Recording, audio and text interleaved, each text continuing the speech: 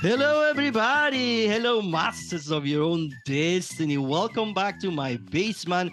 I'm Francisco Suarez, your host, and this is from Suarez Basement. Thank you so much for your company. Seriously, it's thanks to your company that to know that you're listening to us, that we put the effort to create good quality podcasts just for you. And of course, we couldn't do this without the help and the trust of WCNY PBS in Central New York. Thanks to that partnership, we can come to you every other week. So, WCNY, thank you truly for your partnership. And I want to remind you, you can go to fsbasement.com where you can listen to all our past episodes, watch our past episodes. We have the audio and the video files there. And of course, a lot of cool other features that you can find only in our website. And please, if you like what you see and you go to our YouTube channel or you follow us through other audio channels like Spotify or Apple Podcasts, subscribe to our channel. Your subscription only means that you love what you hear and that you want to keep in touch with us and become part of our family. It means the world to us. I'm talking about a new member of our family, a new member of the list of amazing experts that we have in From Suarez Basement. Today we have Dennis Lehane with us. He is an author, novelist, but also a fantastic script writing and showrunner of one of my new favorite TV shows in Apple TV, Blackbird. He wrote the novel and then the memoir of the Blackbird, and then that become a script writing where was actually translated for television by him in Apple TV. It's a fantastic show. Again, he's a novelist. He wrote Mystic River that also became a movie in some point. So talking about having somebody who knows about creative writing as a novelist, he knows about script writing because of the TV show he has been able to bring to life, and he's a showrunner. So we're going to touch all of these components that he can bring to the table today in this new episode of From Suarez Basement. Thank you for tuning in. Let's start again from Suarez Basement, this new episode with Dennis Lehane right away. Here we go.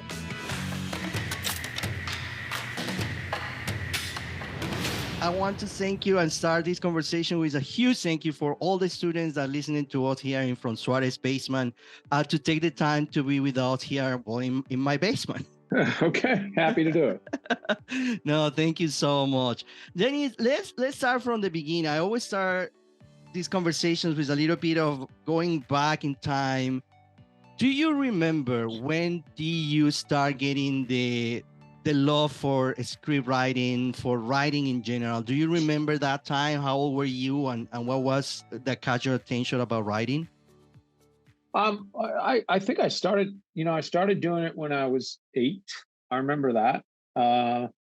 And it was probably just emulation, it was, I read, so I wrote, or I loved movies and TV. So I wrote, I wasn't trying, I didn't write scripts until, gosh, my late 20s, maybe. But then it just sort of drifted away. I forgot about it for many years. And then when I was in high school, I had this great teacher who, junior year in high school, who had us all do write a short story.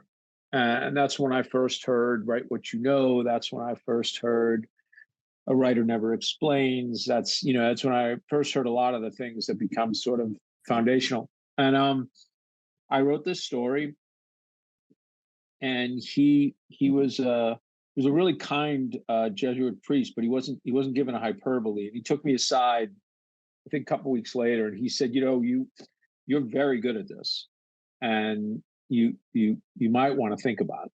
And then the next year, I had a tyrant of a teacher. I had just a nightmare of a teacher. It was the smartest guy I've ever studied under. And he never gave praise. And right at the end of my senior year of high school, he said, you may want to consider writing. And it was like hearing a thunderclap, Mm-hmm. So those I think were the, and then I majored I took a couple of safety majors, two different schools. I dropped out of both of them, and then realized at the time I was 20, which was a great realization. I just realized I wasn't good at anything else. There was nothing else I was good at. There was nothing else I was interested in. And that relieves a lot of pressure. I Mm-hmm. mean, it's just like, look, it's writing or bust. And I was fully prepared for bust. Mm-hmm. But I knew from that point on, that was where my focus was 100%. And I will say that's the one thing that everybody to this day still remembers about me in undergrad and grad school, is that I had this singular focus on writing. And you mentioned that's awesome, because again, I'm a professor. I teach script writing for television, which is one of my favorite subjects. Uh-huh. Due to the diversity of stories I'm able to read, and you can recognize in class sometimes these students where you finally it's like, wow, this is good. This is good plot, good character Yep. development. What do you look when you say, well, I was good in this, I was good in writing, telling stories? So if, let's say, you were teaching a class, what would you recognize as a good writing? Like, what is that you're looking for when you say, this is good writing? I know it's quite difficult question in the sense that, No. you know, I mean, I think is there a good sense of detail? God is in the details. Is there a sense of that? Is there some depth, I think, in the characters or in the ideas, or maybe in the construction of the story? But there has to be something. What I had from the very beginning, which I don't think would be a shock to anybody, is I had dialogue. That's what I had. So even when I first started turning in stories in college, they were almost all dialogue. They were like early Hemingway, early Carver. I mean, they were really stripped down because I didn't know how to do the other things yet. mm-hmm. I didn't know how to write lyrically. I didn't know how to stop the action to describe the scene. So I kept it real minimal. He said, she said, they sat on a bench, and the dialogue would take over. There, I feel like you have to have one thing, whether it's an incredible gift for language, whether it's an ear dialogue, whether it's like we were talking about depth. You could be a clunky writer. Solzhenitsyn's a kind of a clunky writer, but when he starts writing about the Gulag, it changes. I mean, there's a depth to it. So what is your gift? And I think, some writers probably came out of the box with 4 gifts, but a lot of us just came out with 1. But you got to have 1. I mean, that's the one thing you don't want to see in a writing class, is when you just see something where you go, there's nothing here. There's nothing I mean, here, right? There's nothing to build on. Like I need to be able to build on one thing. You do this really well. And then you get the superstars where, I've taught them, it's, you get the students who you just go, pretty much all I got to do is stay out of the way, and they'll find their way. But I think it is very interesting what you say, this depth of concepts, right? One of the things that we establish in my classes, and I'm sure many other people who's teaching script writing or creative writing, is age, right? When you are 18, 19, it's sometimes very difficult to find that connection to go deep into your characters and your stories. And Right. it is very important. And I say this to my students: you have to put yourself in the story. It doesn't matter if you're writing about a 52 years old man and you're only 20. Some kind of relation need to have between who you are as a person and that character, because if not, that character is going to be quite flat. Yeah. And I think, one of the things that I think the most misunderstood piece of advice for writing is write what you know. It doesn't mean if you're from a family of dry cleaners in Duluth that you have to write about a bunch of dry cleaners in Duluth. Mm-hmm. It means that write what you know is, by the time we're 18, most of the important emotional or psychological things in our life, at least one example of them has happened. You've had your heart broken. You may have broken a heart. You've been betrayed. You've understood humility. You've understood that pride goeth before the fall. You've understood all these grand, all these archetypal concepts, right? Emotional truths. That's what you're supposed to be writing about. Emotional truth. And at 18, you can project, let's say you're doing that older person. Well, I would start with, I don't know why, but the first place I'd go is loneliness. Okay, we all know loneliness at that age. I mean, even at 18, you know what it feels to be lonely. What's it feel like to be lonely at 65 when you're facing down the back end of your life? I mean, that's the way you kind of start to crawl into people. Yeah. So I couldn't agree with you more than that. And I always like to ask these questions. Experts like you, I mean, your curriculum of writing is fantastic. Of course, we're going to talk about some of your novels and TV shows. In your opinion, should writers develop character first and then the plot follow, or is these two process more or less parallel? I mean, they develop. No, at the same I don't time. know that there's. I don't know that there's any one answer. It's what is. I often think of writing as laying down coats of paint. You lay down your primer, you lay down your first coat, you lay down your second coat. That could be because I usually do 3 drafts. I'm a 3 draft guy. So, but I see it as layers. So I'll be writing along and I'll be like, today, I just need to lay down this piece of pipe in terms of plot. I'll get to the character stuff later. But the vast majority of times, it's the other way around for me. It's all character. And then I start to say, oh, you should probably have a plot going on somewhere here. Right. And I try to figure that out. But it's different for everybody. I don't believe in hard and fast rules about writing, except you got to read, you have to. And your writing should be true. I mean, it should, in the sense, it should be authentic. It should be saying something authentic about, human emotional truths. So beyond that, I hear a lot of people say, you got to do this, you got to do that, you got to do this, you got to do that. Fuck off. You know what I mean? Sorry, but a lot of times it's just like, really, is that a law? Because I can point out 5 other pieces of work that I like that did do that. Right. And it worked. So it's a very personal choice. I mean, is exactly what is the process of writing. What I'm saying is, I don't know what is your process when you start a new project. Do you write every day, or you force yourself to write every day for, let's say, 45 minutes? Are you the type of writer that say, no, I'm going to wait until, I don't know, 2 a.m, something like I click something and come down? Exactly. I can't do that anymore. What is that discipline, I guess, when you start a new project to say, I need to, of course, I have a deadline to finish. How do you write?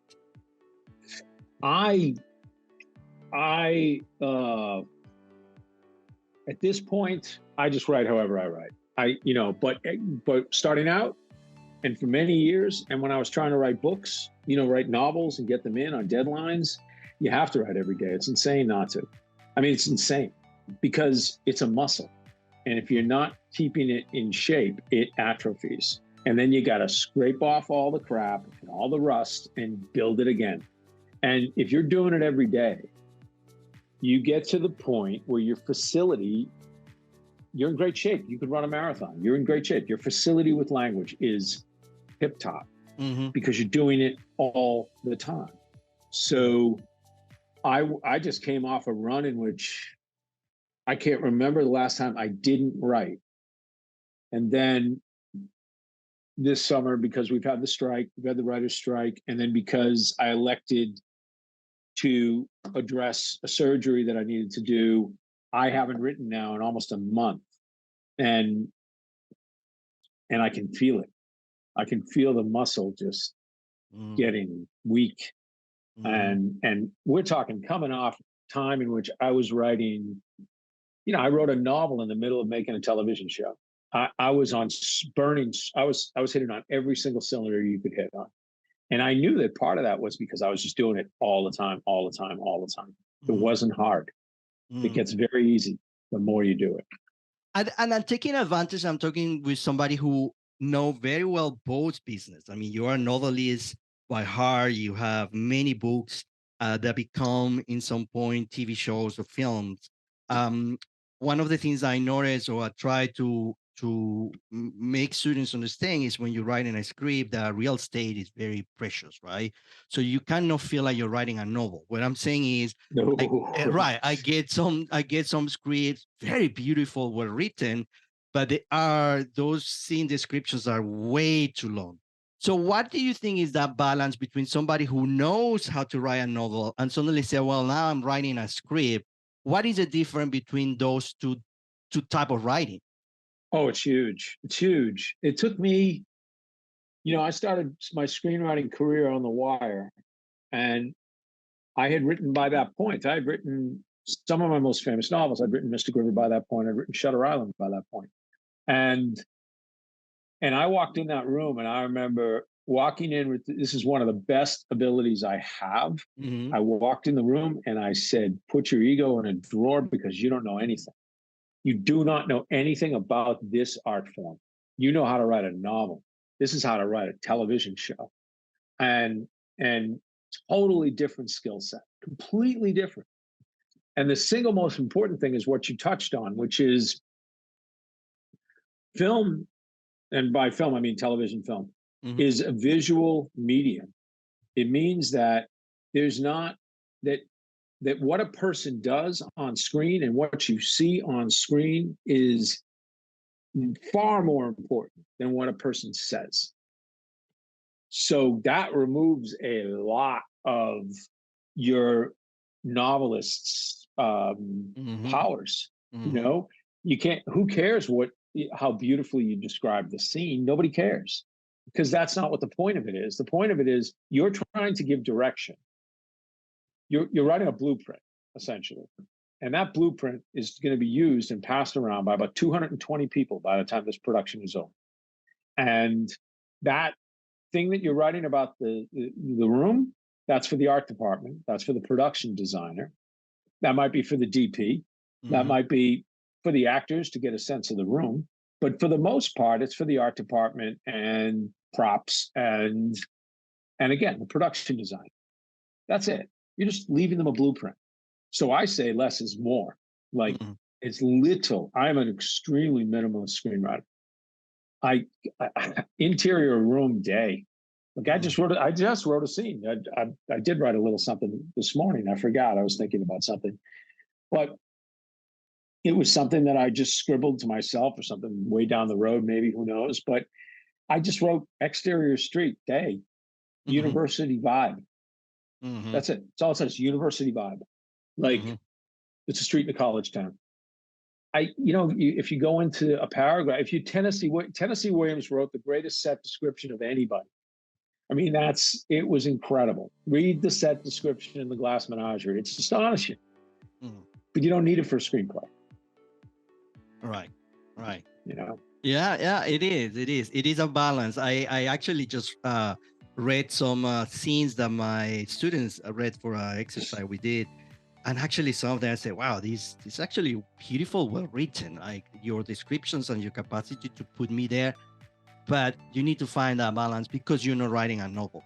It's way too yeah, long. It's way too descriptive. It's way too, and it's hard for them to understand. Like, but I want people to feel the room, and I say they will feel it. I believe me, they will feel it. But you cannot spend half of a page just describing me that room. right.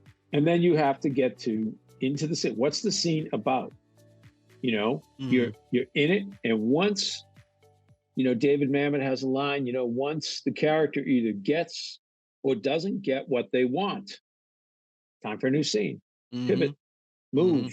Mm-hmm. The biggest thing is if you see a scene, I'll tell you, well, a couple things, couple big hints, students. Mm-hmm.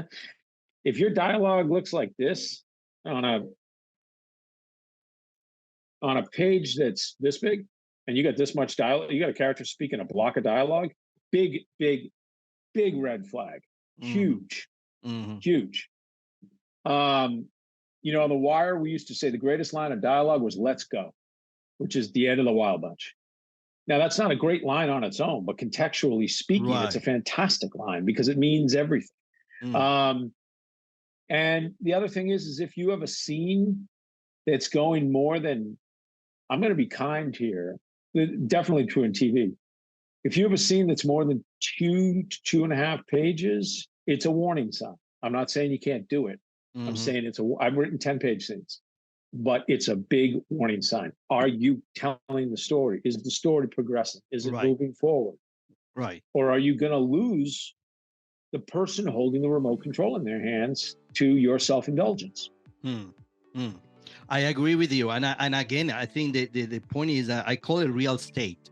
I say it's so valuable. You need to justify all your scenes. If I ask you, why is that scene there for? And suddenly you say, well, I don't know. I just like the idea of the garden and walking in the garden. I say, but if that thing is not there to move your plot and your story, you're wasting that space, which is very, very important. Yeah, and, like you said, real estate. Yeah. And also, again, I think I'm very curious to see, of course, Blackbird, which is one of my favorite TV shows now. I finished it in like a day. I couldn't stop. I couldn't stop watching it. Is a translation from the novel.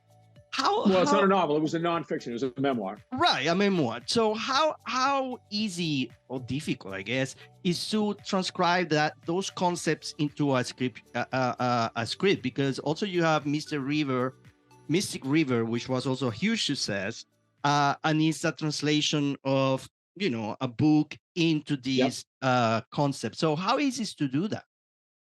Well, I'll give you a perfect example. I wasn't ready to write the script of Mystic River. Clint Eastwood asked me first, and I didn't know how to do it.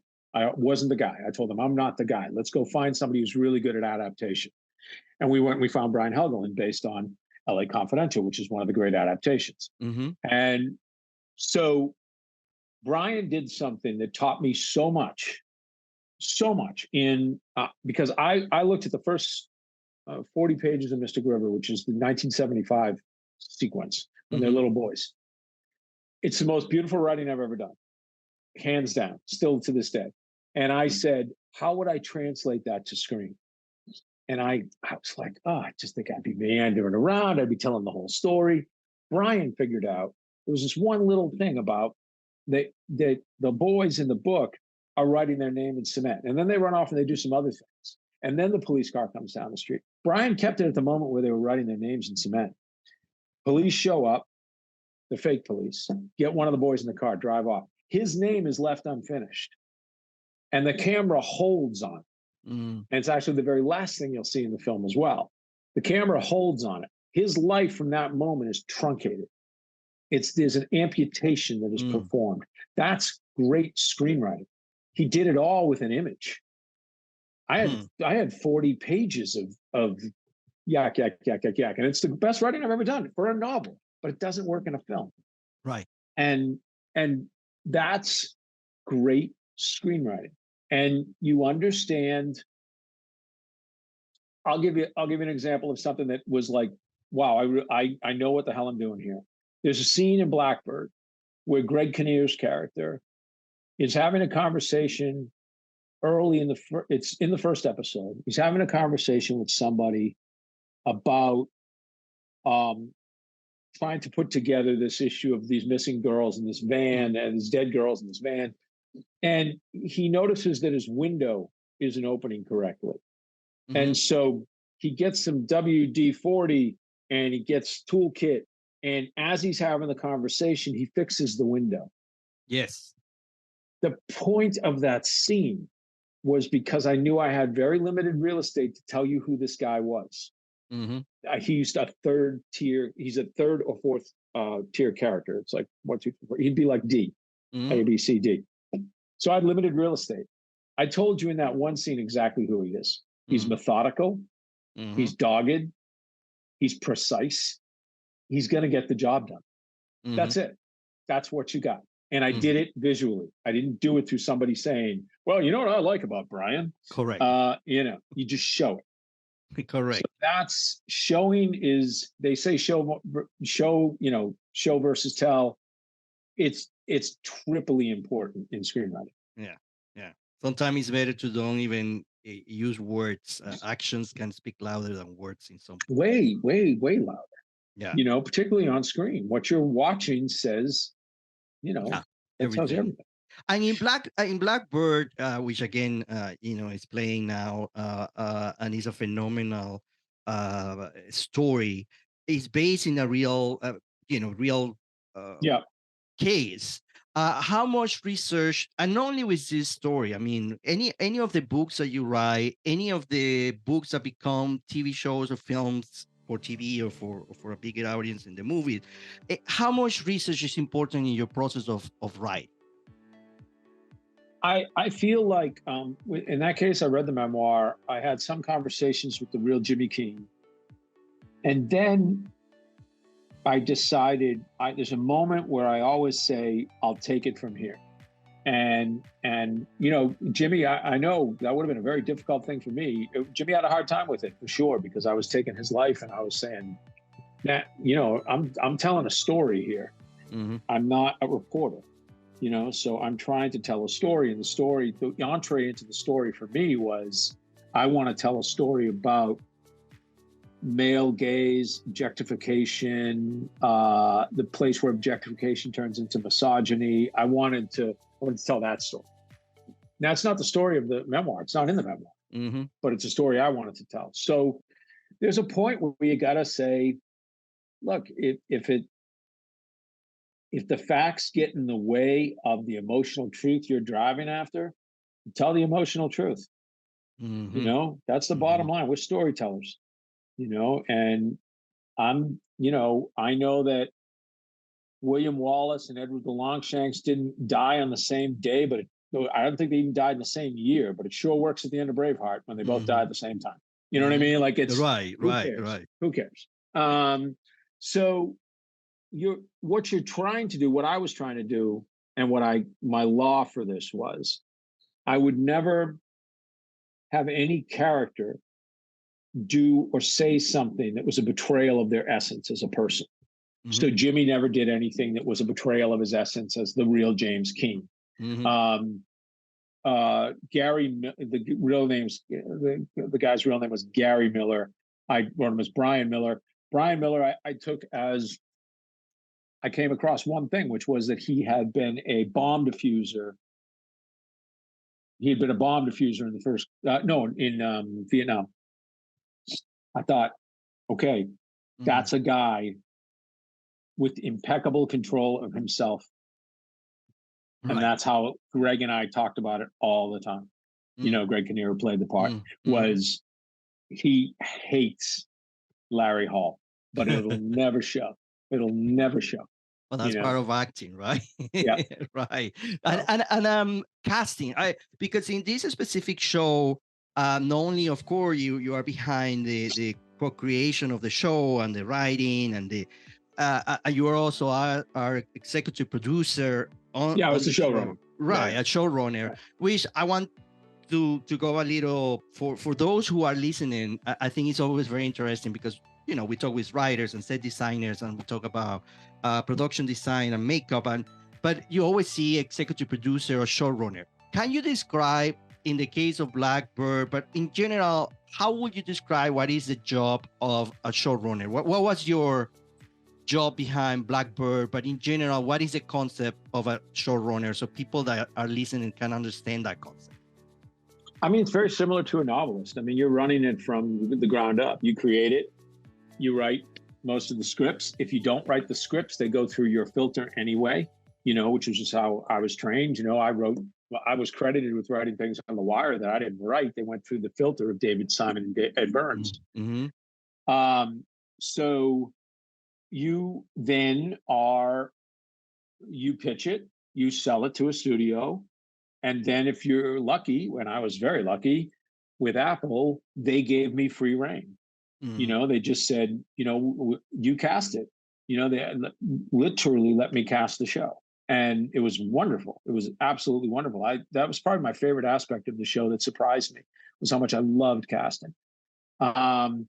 And you're hiring everybody. You hire all the department heads, Mm-hmm. and and then you're working with those department heads. Fantastic. Well, Dennis, I want to thank you again for your My pleasure. time, for your love for writing. Thanks for all the writing that you do, and give us the pleasure to watch some of your stories.